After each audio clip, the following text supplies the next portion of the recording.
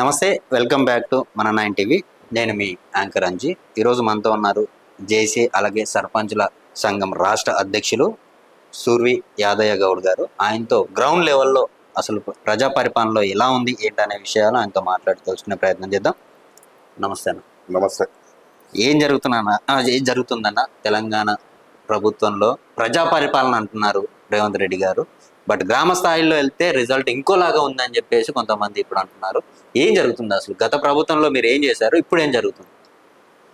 గత ఉమ్మడి ఆంధ్రప్రదేశ్గా ఉన్నప్పుడు తెలంగాణలో ఎక్కడ చూసినా ఒక బీడు భూముల్లాగా కనపడేది, గ్రామాలలో ఒక ఎడారిలాగా తలపించేది. కానీ తెలంగాణ రాష్ట్రం వచ్చినాక చిన్న పల్లెలు ఒక గ్రామ పంచాయతీలుగా ఏర్పాటు చేసుకొని తాండాలు గూడాలు స్వయం పరిపాలన అనే విధంగా గ్రామ పంచాయతీలు ఏర్పాటు చేసుకొని ఆ గ్రామాలకు సర్పంచి ఓ వార్డు మెంబర్లు వాళ్ళతోని ఎన్నికైన వారితోని అభివృద్ధి కార్యక్రమాలు చేసింది. ఆ కార్యక్రమాలు కూడా ఎట్లా ఉన్నాయంటే మహాత్మా గాంధీజీ కలలుగన్న గ్రామ స్వరాజ్యానికి దగ్గరగా ప్రతి గ్రామంలో పొద్దున లేవగానే గ్రామంలో చెత్త చెదారం తీసుకుపోతానికి ఒక ట్రాక్టర్ కొనుగోలు చేసి ఆ ట్రాక్టర్ ద్వారా డంపింగ్ యార్డ్ లో చెత్త పోసి దాన్ని ఎరువులు చేసేది. ఆ డంపింగ్ యార్డ్లు కూడా నిర్మాణం చేసాం. అదే విధంగా పేద ప్రజలు ఎవరన్నా చనిపోతే, ల్యాండ్ లేని వారు చనిపోతే ఇబ్బంది దృష్టిలో పెట్టుకొని ప్రభుత్వము ఒక వైకుంఠ ధామాలు ఏర్పాటు చేసి ఆ వైకుంఠ ధామాలో కూడా ఇక్కడ ఆహ్లాదంగా చుట్టూ మొక్కలు నాటి ఆ శ్మశాన వాటిక లాగా ఒక దేవాలయం లాగా కట్టించిన నిర్మాణం చేపట్టినాం. ఆ తర్వాత గ్రామంలో రైతులు కూర్చునేది ఏంటంటే రచ్చబండల కాడ కూర్చొని ఒక ముచ్చట్లు చెప్పేది. కానీ రైతులకు కూడా ఒక వేదిక అనేది ఉండాలి. రైతులు పండించే పంటకు గిట్టుబాటు ధరలు కానీ ఏ పంట వేయాలని ఒక అవగాహన కల్పిస్తేందుకు ఒక రైతు వేదికలు నిర్మాణం చేపట్టింది. అట్లా చూసుకుంటూ పోతే క్రీడా ప్రాంగణములు కానీ క్రీడా ప్రాంగణము గ్రామంలో ఆటలు ఆడుకుంటేందుకు విద్యార్థులకు కానీ యువకులకు కానీ లేకుండేది. అలాంటిది ఆహ్లాదకరంగా వాళ్ళకు క్రీడా ప్రాంగణం ఏర్పాటు చేసినాం. ఆ రకంగా చూస్తే అట్లనే మేము గ్రామంలో మొక్కలు ప్రతి సంవత్సరానికి ఒక టార్గెట్ గా 10,000 మొక్కలు నుంచి 40,000 మొక్కలు నాటే పరిస్థితికి మేము తెచ్చినాం. ప్రతి గ్రామంలో హరితహారం వస్తే ఒక పండుగ వాతావరణంలా కనపడేది. పచ్చగా ఇప్పుడు గతంలో ఉమ్మడి ఆంధ్రప్రదేశ్ గా ఉన్నప్పుడు ఎడారిగా ఉన్న గ్రామాలలో పచ్చని మొక్కలు, గ్రామం ఏ ఇంటి ముంగడి పోయినా మొక్కలు కలిపి ఆ వాతావరణం కనపడుతుంది. ప్రతి ఇంటికి గతంలో చూస్తే మంచినీరు కోసం ఉద్యమాలు నడిచినాయి, తుపాకులు పట్టుకొని పోరాటం చేసిన చరిత్ర ఉన్నది తెలంగాణ నీరు కావాలని. అదే విధంగా బెల్లి లలితక్క ఒక పాట కూడా వాడింది, తాగబోతే నీళ్లు లేవు తుమ్మెదో. అట్లాంటి పాటల నుంచి మిసిని భగీరథ నీరు తెచ్చి అందించి ప్రతి ఇంటికి నల్ల నీరు ఇచ్చి ఒక పెద్దన్న పాత్ర వహించిన కేసీఆర్ గారు. ఇట్లా చెప్పుకుంటా పోతుంటే అనేక కార్యక్రమాలు చేసినాం. సీసీ రోడ్లు కానీ అండర్ గ్రౌండ్ డ్రైనేజీలు కానీ అనేక అభివృద్ధి కార్యక్రమాలు చేసి దేశంలోనే భారతదేశం చరిత్రలో అవార్డులు ఎంపిక చేస్తే 20 అవార్డులు ఎంపిక చేస్తే 19 అవార్డులు తెలంగాణ రాష్ట్రానికి వచ్చినాయి. అంటే అంత అభివృద్ధి పనులు చేసినాం. కేంద్రము రాష్ట్రం మీద కొంచెం వివక్ష చూపడం వల్ల గతంలో మేము కట్టిన రైతు వేదికలు కానీ డంపింగ్ యార్డ్లకు కానీ సీసీ రోడ్లకు కానీ మహాత్మా గాంధీ ఉపాధి హామీ పథకం ద్వారా చేసిన పనులయ్యి సరైన టైంలో ఇన్ టైంలో బిల్లులు రాక అనేక మంది సర్పంచులు మనోవేదన గురై అప్పులు వడ్డీలు తెచ్చి పెట్టే మాట వాస్తవం. దానివల్ల కేంద్రం చూపించిన వివక్ష వల్ల సర్పంచులం మేము ఇబ్బంది పడ్డాం. కానీ రాష్ట్రం మీద కూడా దాని భారం పడ్డది. వాస్తవానికి చెప్పాలంటే రాష్ట్ర ప్రభుత్వం మీదనే పడ్డదాన్ని కూడా పరిష్కారం చేసేటప్పుడు కూడా కరోనా టైంలో కూడా కేసీఆర్ ప్రభుత్వం హయాంలో మేము ప్రతి వ్యక్తికి తలకాయకు రాష్ట్రం నుంచి 630 ఇస్తే కేంద్రం నుంచి 680 ఉండేది. ఆ ప్రభుత్వం ఆ పనులు ఆ పైసలు ఇచ్చారు కాబట్టి చేసుకుంటే అభివృద్ధి పనులు చేసినాం. గ్రామ పంచాయతీలో కేంద్ర ప్రభుత్వం నుంచి వచ్చిన నిధులు కానీ రాష్ట్ర ప్రభుత్వం నుంచి వచ్చే నిధులని మేము అంచనాలు వేసుకొని గ్రామంలో ఎక్కడ పరిశుభ్రత లోపించిందో అక్కడ ఆ అభివృద్ధి పనులకు తీర్మానాలు చేసుకొని మేము పనులు చేసుకుంటూ వచ్చినాం. కానీ రాష్ట్ర ప్రభుత్వాలు కేంద్ర ప్రభుత్వాల వల్ల జాప్యం జరిగింది మాట వాస్తవం. ఆ నిధులు ఇవ్వకపోవడం వల్ల అప్పుడు కేంద్ర ప్రభుత్వం నుంచి రావాల్సిన నిధులు పూర్తిగా సంవత్సరాల తరబడి వచ్చే వరకల్లా మా సర్పంచులు ఆందోళన చెంది కొంతమంది చనిపోయారు, సూసైడ్ చేసుకున్నారు, మాట వాస్తవం. కానీ చనిపోయినప్పుడు ఇదే పిసిసి ప్రెసిడెంట్ రేవంత్ రెడ్డి గారు ఉన్నప్పుడు మేము సర్పంచుల పక్షాన మేము ఉండి పోరాడతాం, మీ బిల్లులు మా ప్రభుత్వం అధికారంలో రాగానే వెంటనే ఇస్తామని చెప్పి మోసం చేశాడు. అంటే మాయ మాటలు చెప్పి ఇప్పుడు ప్రజలకు ఉచిత హామీలు ఎట్లా ఇచ్చిండో, 6 గ్యారంటీలు 420 హామీలు ఎట్లా ఇచ్చి మోసం చేసిండో, మా బిల్లులు చెల్లిస్తామని అట్లా మోసం చేసాడు.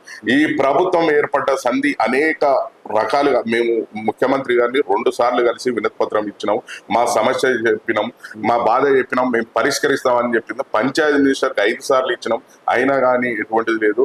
అట్లా చూసుకుంటా పోతే ఈ ప్రభుత్వం ఇంటలేదు, మా సమస్య పరిష్కరిస్తలేదు అని చెప్పి గవర్నర్ దగ్గరికి పోయి కూడా మేము వినతి పత్రం ఇచ్చి మొరపెట్టుకున్నాం మా బాధ. ఆ గవర్నర్ గారు కూడా అప్పుడు ఇన్ఛార్జిగా వచ్చిన ఆయన మేము నెల రోజుల్లో మీ బిల్లులు చెల్లించేటట్టు ప్రభుత్వం చూస్తామని చెప్పిండు. ఆ గవర్నర్ గారు పోయి కొత్త గవర్నర్ గారు ఇచ్చారు. కానీ ఇట్లాంటి మాయ మాటలు చెప్పి ఇప్పటికీ మొన్న చూడరాదు గ్రామ పంచాయతీలకు 153 కోట్లు రిలీజ్ చేసినాం అని చెప్పి ప్రకటనలు చేసిర్రు, మంత్రులు మాట్లాడారు, ఎమ్మెల్యేలు మాట్లాడారు, పెద్ద పెద్ద కటౌట్లు వేసుకొని మేము గ్రామ పంచాయతీలకు పైసలు ఇచ్చినాం అని చెప్పారు. కానీ ఎక్కడ కూడా ఏ సర్పంచ్ కూడా రూపాయి అందలేదు, అది ఇప్పటికి అందలేదు. ఇది కేవలం వాళ్ళు బడా కాంట్రాక్టర్లకు ఈ ప్రభుత్వం ఏర్పడ్డాక బిల్లులు ఎవరికి ఇచ్చారంటే బడా కాంట్రాక్టర్లకు, కొమ్ములేటి శ్రీనివాసరెడ్డి అట్లాంటి వాళ్ళకి ఇచ్చారని బయట కూడై కూస్తుంది. అదే విధంగా వాళ్ళు కూడా ఇక్కడ ఈ ప్రభుత్వంలో ఉన్న ఫైనాన్స్ కమిషనర్ ఆఫీస్ లో కూడా పర్సెంటేజ్లు ఇచ్చిన వాళ్ళకే బిల్లులు ఇస్తున్నారు అనేది ఎమ్మెల్యేలు మాట్లాడుతున్నారు. అదే విధంగా కేంద్ర మినిస్టర్ మాట్లాడిండు, ఎంపీ గారు మాట్లాడి ఇంత దోపిడీ జరుగుతుందని ప్రభుత్వం మీద చేస్తున్నారు. అయినా కానీ మా సర్పంచుల బిల్లులు చెల్లిస్తే మీకు కమిషన్లు ఇస్తామని కూడా మా స్థాయిలో సర్పంచులు తిరిగినా కానీ మీ సర్పంచులు అనేటోళ్ళు బదనాం చేస్తారు.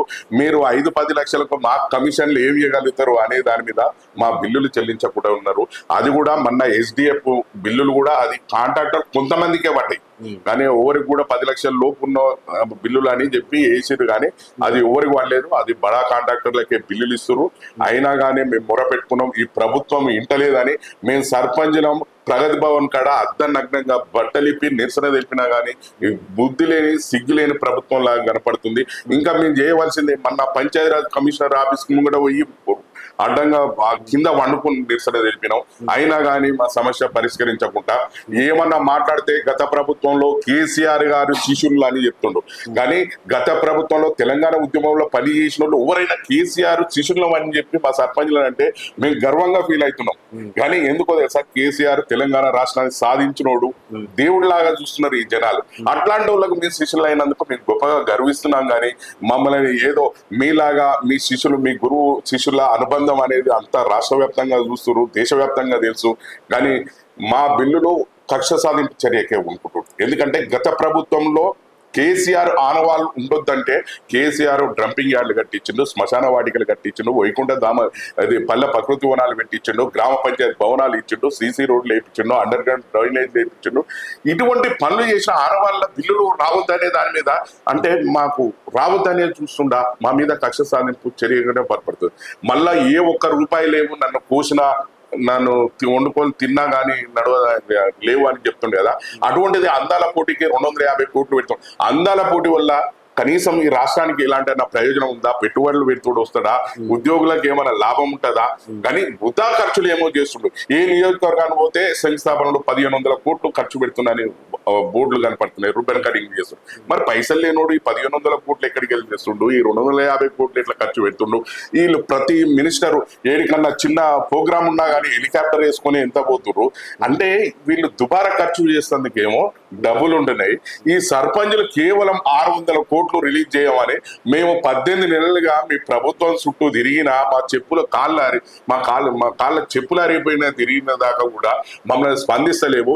ఏమనంటే మొన్న రైతుల ఓ సమావేశంలో మాట్లాడుతూ ముఖ్యమంత్రి గారు సర్పంచులు ఈ ప్రభుత్వంలో మా ప్రభుత్వం ఏర్పడ్డాక లేనేలేరంటు.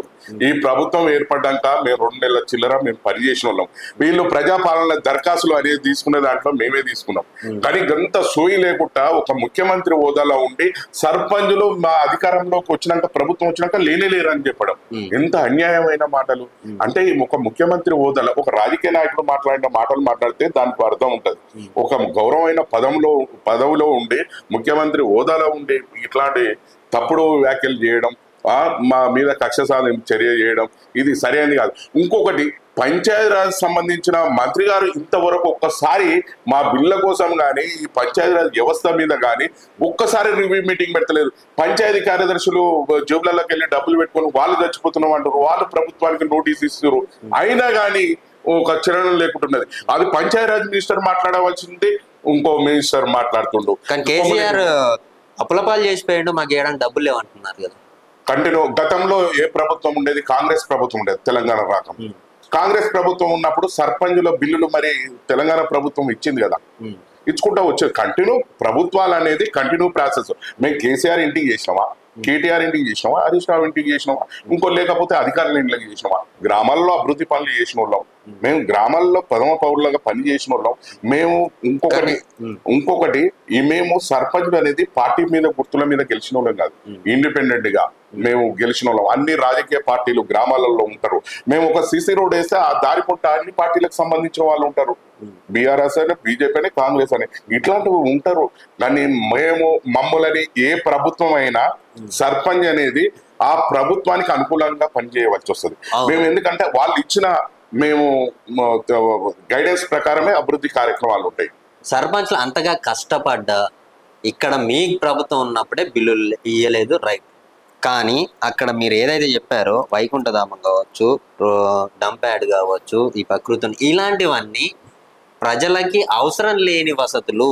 ఇవన్నీ ఎవరికి కావాలయ్యా? మా ఇంట్లో ఒక పర్సన్ చనిపోయినట్టు నా చిలకలో పెట్టుకుంటా, కానీ ఇది అవసరమా? మెట్రో సిటీస్లో కానీ ఇలాంటి సిటీస్లో కానీ అవసరం ఉంటుంది, కానీ ఊర్లలో దుబారా ఖర్చు అని చెప్పేసి కొంతమంది వాదిస్తున్నారు. ఊర్లో తప్పు. పల్లెలు పట్టణాలకు ధీటుగా అభివృద్ధి చెందాలనే ముందు ఆలోచనతోని పెట్టాడు. ఇప్పుడు అందరు ల్యాండ్లు ఉన్నోళ్ళు ఉంటారు. ఇప్పుడు రియల్ ఎస్టేట్ ప్రభావం పెరిగింది, రైతులు భూములు అనుకుంటారు, వాళ్ళు పెట్టుకునే కాడ కూడా వాళ్ళకి ఇప్పుడు బొంద పెట్టుకోవడానికి కూడా స్థలాలు లేవు. ఆ స్థలాలు లేను అనే దాని మీదనే అట్లాంటివి వస్తున్నాయి. అదే విధంగా క్రీడా ప్రాంగణం మొత్తం గ్రామాలలో లేఅవుట్ల పేరు మీద, రియల్ ఎస్టేట్ ప్రభావాల పేరు మీద కబ్జాలు చేసుకున్నారు, ఎక్కడ ల్యాండ్ లేవు. ఆ క్రీడా ప్రాంగణం అనేది ఒక నిర్మాణ ఎకరాల కొద్దిగా ఉంటుంది. అంటే ప్రభుత్వము ఆస్తులు సంపాదించి పెట్టింది తరతరాలు, ఇప్పుడు తరానికి రేపటి తరానికి ఉపయోగపడతాయి. ముందు చూపుగా ఆలోచనతోని కేసీఆర్ నిర్మాణం చేపట్టించాడు. దాన్ని తప్పుగా అనేది మూర్ఖత్వం. ఎందుకంటే పట్టణాలకు ధీటుగా పల్లెలు ఉండాలనే ఆలోచనతో మంచి ఆలోచన అది. కానీ అలాంటి ఆలోచన ఈయనకు ఇంతవరకు ఈ ప్రభుత్వం 18 నెలలుగా ఏర్పడి 18 నెలలు అయితే ఒక్క గ్రామ పంచాయతీకి నిధులు ఇవ్వలేదు. కనీసము బ్లీచింగ్ పౌడర్ చల్లే స్థాయిలో లేదు. మేము పెట్టిన మొక్కలకు ట్రాక్టర్ల డీజిల్ కొట్టించి నీళ్లు పోసే అంత సూయి లేని ప్రభుత్వం. కానీ మొక్కలు చనిపోతున్నాయి. అదే విధంగా ట్రాక్టర్లు మూలగొడ్డాయి, చెదారం పేరుకపోయింది. కనీసము ఈ ప్రజాప్రభుత్వం అంటారు, ప్రజాపాలన అంటారు, కనీసం ప్రజాప్రతినిధి లేకుండా, గ్రామ ప్రథమ పౌరులు లేకుండా ప్రజాప్రభుత్వం ఎట్లయితుంది? మా పదవి కాలం అయిపోయి దాదాపు 17-16 నెలలు అవుతుంది. ఎంపీటీసీల పదవి కాలం అయిపోయి 8 నెలలు 9 నెలలు ఆలదవుతుంది. ఎంపీటీసీలు లేరు, జడ్పీటీసీలు లేరు, ఎంపీపీలు లేరు. అట్లా చూసుకుంటా పోతే మున్సిపల్ చైర్మన్ల పదవి కాలం అయిపోయి 3 నెలల చిల్లర అవుతుంది. కౌన్సిలర్ లేరు. అంటే పరిపాలన, స్థానిక సంస్థల పరిపాలన గాడి తప్పిపోయింది. ఎట్లా అంటే ఏ ప్రజాప్రతినిధి లేకుంటే వీళ్ళు పరిపాలన ఏం చేయగలుగుతారు? ఇప్పటికీ ఎమ్మెల్యేలు గ్రామాలలో తిరుగుతలేరు. ఎందుకంటే శంకుస్థాపనలు లేవు. మేము వేసిన సీసీ రోడ్లే ఉన్నాయి, మేము వేసిన లైట్లే కనపడతాయి, మేము పెట్టిన మొక్కలే కనపడుతుంటాయి, మేము నిర్మాణం చేపట్టినాయి. ఈ సంవత్సరం 18 నెలల కాలంలో కనీసం అభివృద్ధి పనులు ఏ ఒక్కటి కూడా లేదు. కేంద్ర బడ్జెట్ కొంత యాడ్ అవుతుంది. ఇట్లా నీకు గ్రామంలో ఫస్ట్ బాడీ ఎన్నిక ఉంటేనే కేంద్రం నుంచి నిధులు రిలీజ్ చేస్తారు. బాడీ ఎన్నికలు లేవు కాబట్టి వాళ్ళు కూడా నిధులు ఆపేసారు. ఎందుకంటే ఎటువంటి తీర్మానాలు లేవు, అభివృద్ధి చేసే నాదులు లేరు. ఏం చేయగలుగుతారు? వాళ్ళు నిధులు అనేది ఆపేసారు కేంద్ర ప్రభుత్వం నుంచి. దాదాపు ఇప్పుడు ఈ ప్రభుత్వం మీద ఎవరన్నా మన ప్రజల్లో చైతన్యం అయిన వాళ్ళు అయితే కేసేయాలి. ఎందుకో తెలుసా? కేంద్రం నుంచి రావాల్సిన 100 కోట్ల రూపాయలు ఇప్పుడు మనం నష్టపోయినాం. దీని బాధ్యుడు ఎవరు? అసలు స్థానిక సంస్థలో సర్పంచ్ పదవి కాలం అయిపోయినాక వెంటనే 3 నెలల్లో 4 నెలలు గ్యాప్ తీసుకొని ఎన్నికలు నిర్వహించాలి. కానీ ఎమ్మెల్యేలకు అదే మరి ఎన్నికలు 18 నెలల దాకా ఎమ్మెల్యేలకు ఆగుతారా? ఒక ఎంపీ ఆగుతాడా? అంటే స్థానిక సంస్థలని జాప్యం చేసి నిర్వీర్యం చేసి ఒక సర్పంచ్ అనేటోడు ఎమ్మెల్యే గెలిచినాక ఆయన ఇంటికాడ పోయి దేవాన్ని భుక్షమాడుకున్నట్టు అభివృద్ధి పనుల కోసం నిధులు అడిగే పరిస్థితికి దిగజారిస్తున్నాయి ఈ ప్రభుత్వాలు. ఈ పాలకులు అట్లా తయారయ్యారు. అంటే స్థానిక సంస్థలను నిర్వీర్యం చేయాలి, మేమే రాజు మేమే కింగ్ అని కనపడేటట్టు ఎమ్మెల్యేలు వ్యవహరించాలని. ఇప్పుడు ఊర్లలో స్థానిక ఎలక్షన్స్ రాబోతున్నాయి. ఇప్పుడు గవర్నమెంట్ కాంగ్రెస్ ఉంది, బీఆర్ఎస్ లేదు. ఊర్లో ప్రజలు గవర్నమెంట్ ఎవరిది ఉందో వాళ్ళకి వేస్తేనే మనకి ఏమన్నా మంచి జరుగుద్ది అన్న ఆలోచనలో ఉంటారు చాలా మంది. మరి ఇప్పుడు గ్రామాల్లో ఎలాంటి థాట్స్ తో ఉన్నారు? గ్రామాల రాజకీయాలు కూడా చాలా చెప్తాను. గ్రామాలలో వీళ్ళు కళ్యాణ లక్ష్యంతో పాటు తులం బంగారం ఇస్తున్నారు. ఆ తులం బంగారం మహిళలు ఎదురు చూస్తారు. ఆ రకంగా రైతు బంధువు నువ్వు 10,000 ఇస్తా అంటే నేను 15,000 ఇస్తా అని చెప్పిండు. ఆ రైతు ఎదురు చూస్తుండు. ఆ రకంగా చూస్తే చదువుకున్న విద్యార్థులు స్కూటీల కోసం వాళ్ళు ఎదురు చూస్తారు. ఇట్లా చెప్పుట పోతే అనేక మహిళలు ఉన్నారు. వాళ్ళ పెన్షన్లు 2,000 ఉన్నదాన్ని 4,000 ఇస్తామని చెప్తారు. అంటే అన్ని మాయమాటలు చెప్పినావు, నువ్వు ఇంత మోసం చేసినావు అని కసి మీద ఉన్నారు. నువ్వు ఇచ్చిన 6 గ్యారెంటీలు పోటుండే హామీలకు పొందడం లేకుంటున్నది. మా సర్పంచ్ల బిల్లులు వేయకుండా మా మీద కక్ష కట్టినామని మేము ఊరుకోక పరమ మేము శాసించే మేము అవగాహన వ్యక్తులం, ప్రజల్ని చైతన్యం చేయగలుగుతాం. కానీ మమ్మల్ని అరగోస తీపిస్తుంది ఎవరంటే ఇంతవరకు దేశ చరిత్రలో కూడా సర్పంచులు అనేది ఆందోళన చేసిన చరిత్ర లేదు. ఈ ప్రభుత్వం వచ్చినంత 18 నెలలకు రూపాయి ఇయ్యని ప్రభుత్వం అంటే ఈ కాంగ్రెస్ ప్రభుత్వం. గ్రామాలకు ఇప్పుడు సెక్రటరీలు రోడ్లు ఎక్కుతారు, మా సర్పంచులు రోడ్ ఎక్కుతారు, నిరుద్యోగులు రోడ్ ఎక్కుతారు. ఇన్ని ఆటంకాలు ఉన్నాయి. ప్రజలు ఏం మర్చిపోలేదు. నువ్వు ఎప్పుడు బిడ్డ ఎన్నికలు పెట్టు, మేము సిద్ధంగా ఉన్నాం, నిన్ను ఏడ గుద్దాల్లో ఏడదండాలను ఆడదండి ముందు మీద దాన్ని ఎలా కొడతామంటందుకు సిద్ధంగా ఉన్నారు. కానీ బోనస్ వేస్తున్నాము, అలాగే రైతు బంధు వస్తుంది, అలాగే రుణమాఫీ కూడా చేశాను, ఇవన్నీ చేసుకుంటూ పోతున్నాను అని చెప్పేసి అంటున్నారు. ఏది కూడా పూర్తిగా చేయలేదు. ఒక ఊళ్ళో చెప్పాను మొన్న సవాళ్ళు, ప్రతిపక్ష నాయకులు కూడా సవాల్ చేస్తున్నారు. ఏంటన్నా ఉంటే పూర్తిగా చేసినవి ఉంటే డీటెయిల్స్ చెప్పమన్నారు. లేదు, రేవంత్ రెడ్డి కాన్స్టిట్యూన్సీకే పోయి అడుగుతామన్నారు. ముఖ్యమంత్రి కాన్స్టిట్యూన్సీ ఆడలేదు. మరి వీళ్ళు అంతా బోగస్ మాటలు, బోనస్ కాదు బోగస్ మాటలు మాట్లాడుతూ అధికారంలోకి వచ్చినాక ఈ పైసలు లేవు, నా దగ్గర ఏమి లేవు అని ప్రజలతోనూ ఒక సింపతి తెచ్చుకోవాలని చూస్తారు. కానీ మరి ఏమి లేదని సూచన నువ్వు ఎట్లా గట్టెక్కినావు? మేము నల్లమల్ల అడవులలో పులి బిడ్డని అంటే నల్లమల్ల అడవులలో ఉన్న పేద ప్రజల కోసం వాళ్ళు తుపాకులు పట్టి పేద ప్రజల కోసం పోరాటం చేసిన వాళ్ళు చరిత్ర ఉన్నది. అటువంటిది నేను నల్లమల్లలోకి వెళ్ళి వచ్చి మేము ఏమంటారు చూడు, నా ప్రజల్నే నేను మింగేస్తా చిత్తపుల్లిలాగా అని వ్యవహరిస్తుండు. ఇంకోటి గోండ్రు బిడ్డ ఉద్యమ నాయకురాలు సీతక్క గారు కూడా పంచాయతీరాజ్ మినిస్టర్ ఉన్నది. ఆయన అంటే వాళ్ళు బడుగు బలహీన వర్గాల నుంచి వచ్చిన మినిస్టర్.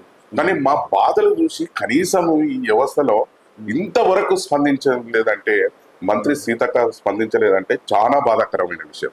మరి గోండ్రు బిడ్డ బడుగు బలహీన వర్గాల బిడ్డ మన గూడెంకెళ్ళి వచ్చింది, గ్రామీణ ప్రాంతాలకు వెళ్ళి వచ్చింది. ఇప్పటికైనా ఈ సర్పంచులు ఇంతమంది మనోవేదన వింటున్నారు, అప్పుల పాలయ్యారు, వడ్డీలు కట్టలేక అనేక మంది ఆత్మహత్యలు చేసుకుంటారని కనీసం స్పందించాలని ఇప్పటికన్నా మీ మీడియా ద్వారా, మీ 9 TV ద్వారా అడ్డా స్పందించాలని నేను డిమాండ్ చేస్తున్నాను. ఫైనల్ గా స్థానిక ఎలక్షన్లు వస్తున్నాయి కాబట్టి ప్రతి గ్రామానికి మీరు ఎలాంటి సందేశం ఇవ్వబోతున్నారు? ప్రతి గ్రామానికి ఏంటంటే, గ్రామంలో ఉన్న ప్రజలు నిజాయితీగా డబ్బులు తీసుకోకుండా ఓట్లు వేయాలి. పాలకుని మనం ప్రశ్నించే హక్కు ఉంటుంది. కానీ మద్యానికి డబ్బుకు బానిసై ఉంటే ఇలాంటి పాలకులు వస్తుంటారు, ప్రజల్ని ఇబ్బంది పెడుతుంటారు. కాబట్టి నేను ప్రజల్ని మేల్కొని ఓటు హక్కు వినియోగించుకొని న్యాయం గెలిచేటట్టు చూడాలని గ్రామీణ ప్రజలందరినీ కోరుతున్నాను. ఇది మన సుర్వి యాదయ్య గౌడ్ గారి ఇంటర్వ్యూ. నెక్స్ట్ మరో గెస్ట్తో మళ్ళీ మీ ముందుకు వస్తాను. For more updates please subscribe to మన 9 TV. Thank you.